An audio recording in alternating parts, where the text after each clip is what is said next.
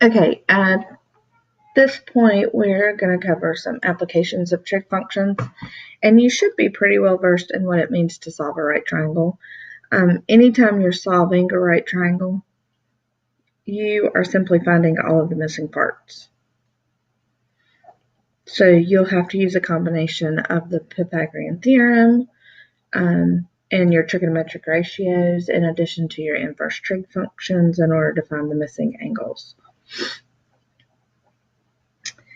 When you get to some of the word problems with applications, then you're going to run into words like angles of elevation and depression. And these both rely on your line of sight in relation to the problem. So if we use something very basic and something that everyone can kind of relate to, is if you're standing on top of a building and you look down at your friend who is not on top of the building, who is standing on the ground, then you both have what we call a parallel horizontal line of sight.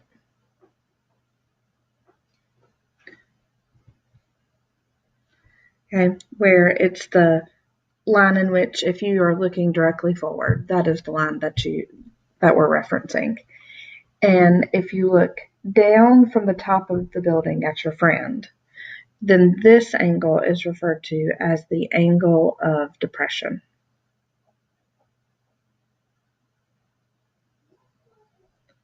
If you look up, or if your friend is looking up at you on top of the building, then that angle is referred to as the angle of elevation. So depression means down, elevation means up. And because the lines of sight are on parallel horizontals, then we know that the angle of depression is congruent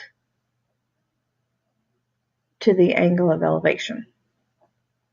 And going back to your geometry days, congruence means that they're the same measure.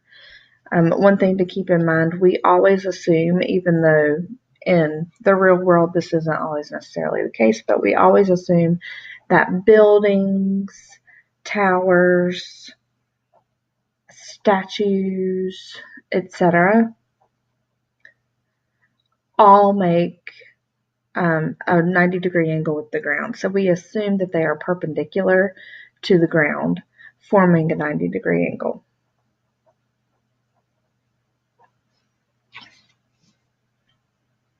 Okay. Another thing you'll deal with when you deal with applications of trig functions, because we actually use them quite often in real-world applications, is this concept of directional bearings.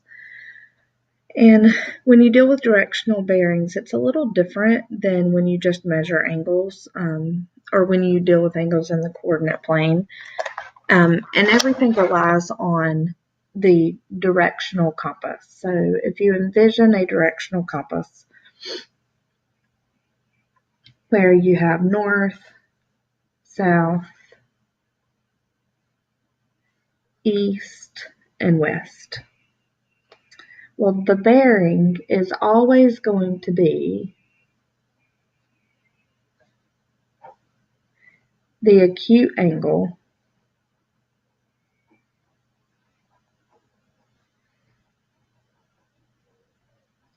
made with the north-south line. And we always associate the north-south line to be perpendicular to the east-west line.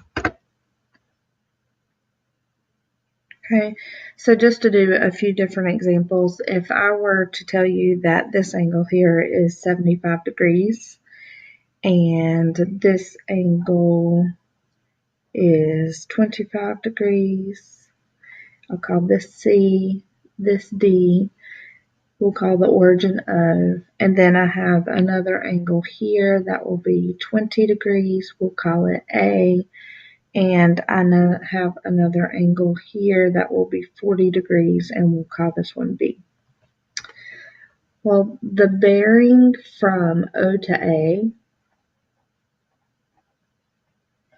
is going to be the complement of 20 degrees because it has to be this angle made with the north-south line.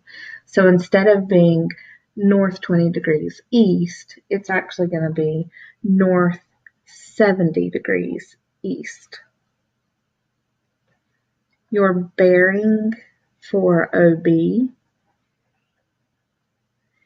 is going to be north 40 degrees west. And we use the 40-degree angle because it is the angle made with the north-south line. The same thing for the bearing for OC. It's going to be south 75 degrees west. And the bearing for OD is going to be south 75 degrees east because we need to use not 75, 65 degrees because we have to use the complement. We have to use this angle with the north-south line instead of the angle that's given to us for ray OD. So your bearings are always going to be written this way, where your north-south is always first. Your direction angle is always going to be second, and then your east-west will always be last. And the last thing we deal with when we talk about real-world applications with trig functions is this idea of simple harmonic motion.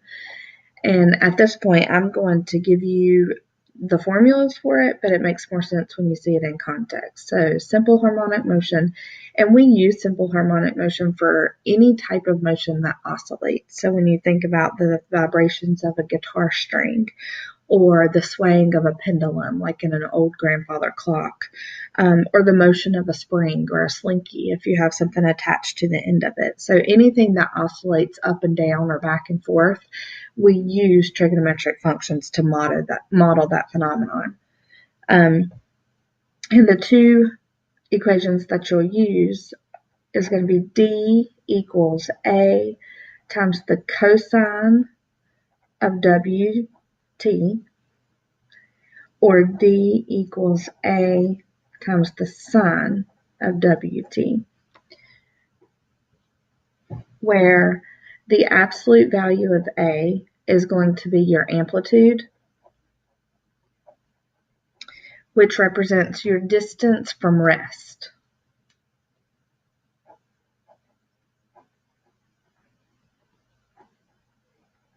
And we always assume rest is going to be the origin, or 0. Your period is going to be equal to 2 pi divided by W, and this tells you the time it takes for one cycle.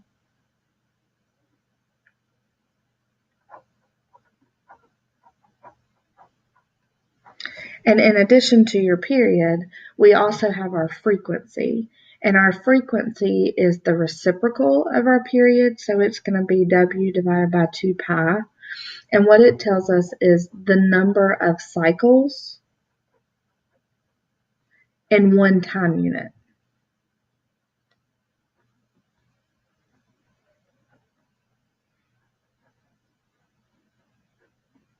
So if your period is a half second, then your time unit is 1 second. And so your frequency would tell you that there were 2 cycles per second, just as an example.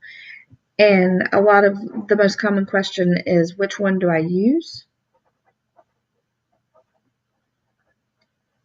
Well, if you start at rest,